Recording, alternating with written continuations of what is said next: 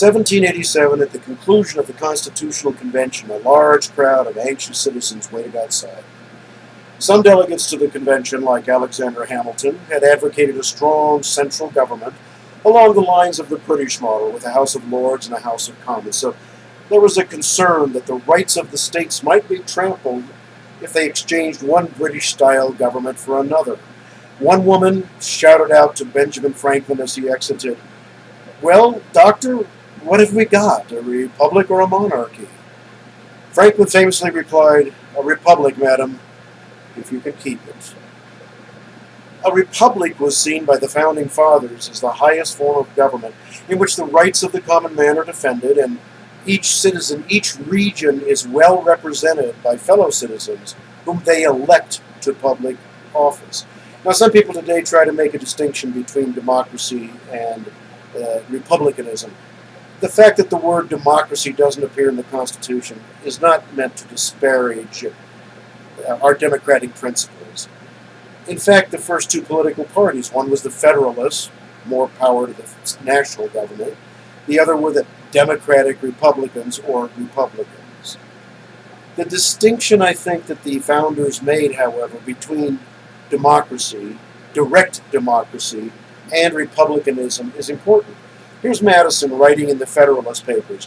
"In a democracy, the people meet and exercise the government in person.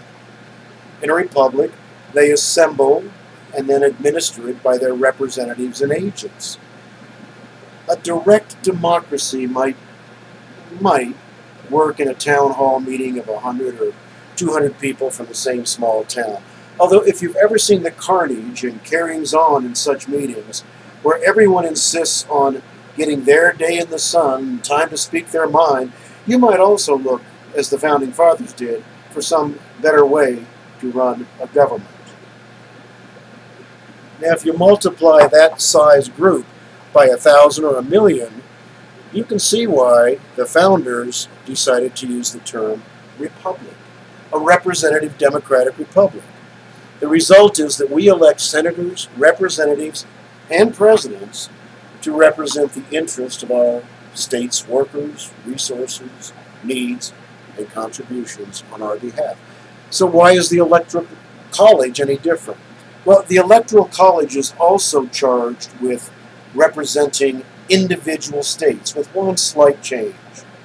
Since they are there to represent the results of their state's popular vote for president, the electors are selected by the winning party of that state. Whichever party fielded the candidate who won the popular vote selects the electors for that state. So these electors are charged with voting in accord with the will of the people of their state. Think about it this way. When we vote for the president and vice president, we the people are effectively voting for the electors in our state as well. Of course, every time there's a disparity between the results of the state-by-state popular vote and the counting or recounting of the popular vote nationally, there are those who advocate for majority rule. But majority rule is exactly what the Founding Fathers wanted to avoid. Since California is already the most populous state, California already carries the most electoral college votes. Were we to look at only total national voting, states today with large urban populations would skew the results, and less populous regions would find themselves at the mercy of majority victory. That's not the way we work around here. The framers did not discuss what might happen if there were a faithless elector who takes it upon himself to ignore the will of the people.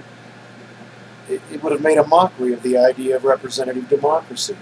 But states can and have stripped electors who fail to honor their pledge of loyalty. They have fined them and, I believe, at least once jailed them. The people of each state have spoken. The elector is there to honor the will of the people they represent. In 1952, the Supreme Court reaffirmed this, noting that electors act only, quote, by authority of the state they represent. They further said that such electors who would be faithless constituted a fraudulent invasion. None of this will dissuade grumbling from whichever party loses, of course. Representative democracy ensures, however, that no simple majority gets to dictate my way or the highway. Farming was once the primary occupation in America. That didn't mean farmers could place a demagogue in power concerned only with farmers' welfare. Wyoming may have fewer people than California, but does that mean its interests should be ignored at the national level? Of course not, especially since we are all intertwined. Farmers, miners, software engineers, bureaucrats, we all derive something else from somewhere else in this great country. So, could it happen that an elector ignores his oath and votes contrary to the way his citizens in his state voted? It could. Many of the electors are politicians or political appointees, and many career politicians fail to see the complexity of the American voter. They live insular lives, either as members of an elite that seldom gets out into the world the rest of us inhabit, or they are simply legends in their own mind. They become detached and inattentive to the voters who elected them. They think a pipe fitter or a carpenter can't have an intelligent discussion on their level on foreign policy. In this they are not only wrong, but pathetically prejudiced and uninformed about the intelligence and common sense of the American voter. One last thought for those tweeting #NotMyPresident. Look, there's nothing we can say that will sway their unwillingness to accept the results of the current election. I offer them two consolations. If you fervently believe the Constitution needs to be changed, change it.